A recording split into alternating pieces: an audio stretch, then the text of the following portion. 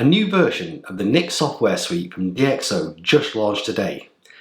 Get yourself ready for an Americano coffee break photography.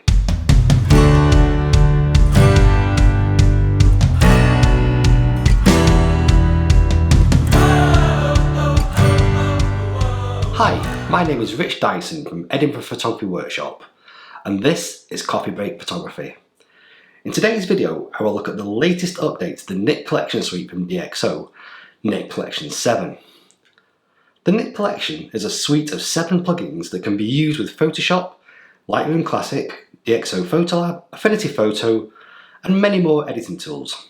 If you're new to the Nik suite, it started in 2004 when a company called Nik Software created color effects. In 2012, Google purchased the company, and development of the software stagnated for 5 years until the current owners, DxO, purchased the Nik Collection.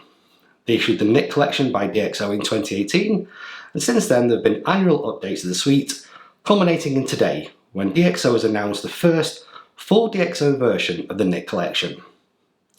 So, what are the 7 plugins?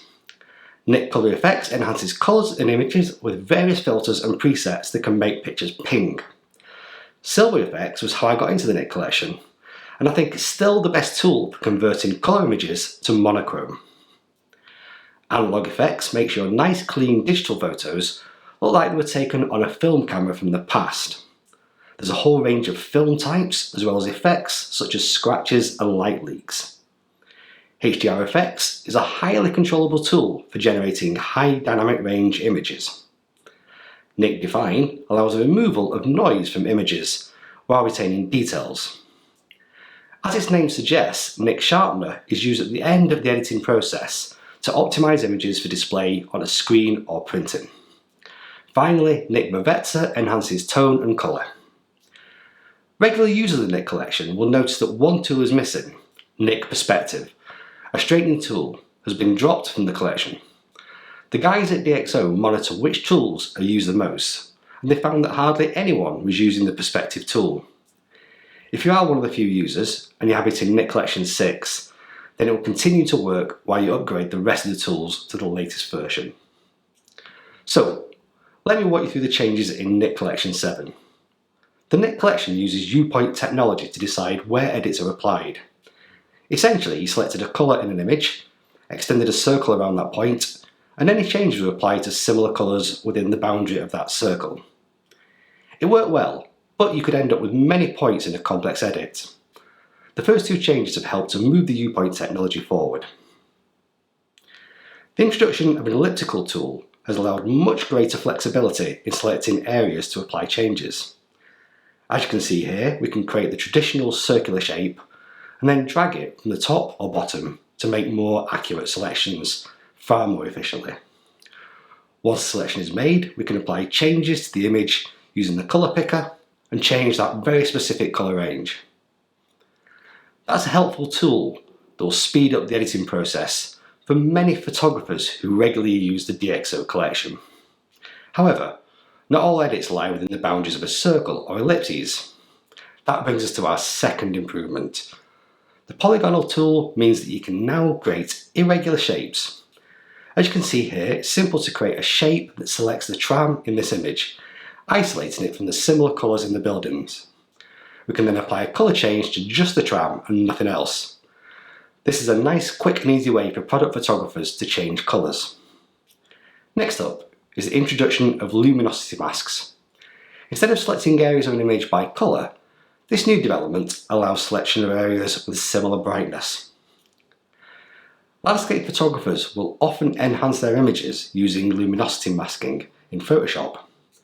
It can be a pretty complicated process, but this tool makes it easy to make selections and changes without creating several layers. One of the Nik Collection issues in the past has been using multiple tools in one edit. Let's say some changes were needed in colour effects first, then you wanted to change the image to make it look like it was taken on film. Now you can switch between the different tools in the collection without returning to the host editing program. It's one journey from, say, Lightroom into colour effects, a quick switch to analog effects, and then the changes from both tools are applied back into Lightroom. For Photoshop users, it's even better. Each different tool using the Nik Collection will create a separate layer. If you prefer not to see one of the changes later on, it's a simple matter of switching off that layer. This will save disk space for photographers who switch between Nik Collection tools. I like the next improvement. When making changes to an image, you'll often be undecided about which of 2 or 3 looks best. Now you can take a snapshot with the quick save button of each different edit and have individual copies. Again, for product photographers, this could be really useful to output variations to allow clients to decide which they prefer the best. All the tools in the Nik Collection use filters and presets in the left sidebar, and you can also create your own filters. However, after a while that sidebar can get pretty packed, so the next change is the addition of a global search across all the filters in a tool. You can also create your own categories of filters inside the sidebar. Think of this as your own personal group of regularly used filters in one place. I can see wedding photographers saving time with this change, as they no longer need to search for regularly used filters. The next change is another way to apply a global change across an image with an extended HSL selection. By adjusting the vibrancy slider in the right panel, we can make accurate selections that can be applied to change colours. The Reverser tool and Color Effects do very similar jobs, so the final change introduced is that all the tools available in Reverser are also available as filters inside Color Effects. White balance adjustments, detail extractor improvements, and more can be applied without switching between tools. The new Nik Collection 7 is available from today, 6 May 2024. If you already have Nik Collection 5 or 6, then upgrading will cost £79 or 89 euros or dollars. If this is your first time buying the Nik Collection, or you have a much older version, it will cost you £145 or 159 euros or dollars. As a Lightroom user, I think some of these new tools are playing catch up. While I can see the ellipses section being helpful, many of its use cases, such as editing eyes, have been added to Lightroom with very selective masks. That said, the polygonal tool is far easier than using a brush mask in Lightroom. Equally, the Nik Define tool uses noise reduction technology, which is nowhere near as good as the AI reductions used in DxO's Pure Raw 4. I wonder if we might start to see Pure Raw and the Nik Collection starting to come together in the future.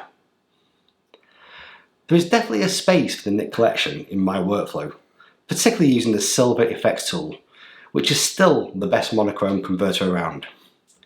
However, now that DxO has completed the conversion of the Nik Collection, it needs to consider how it fits strategically into the other editing tools it offers.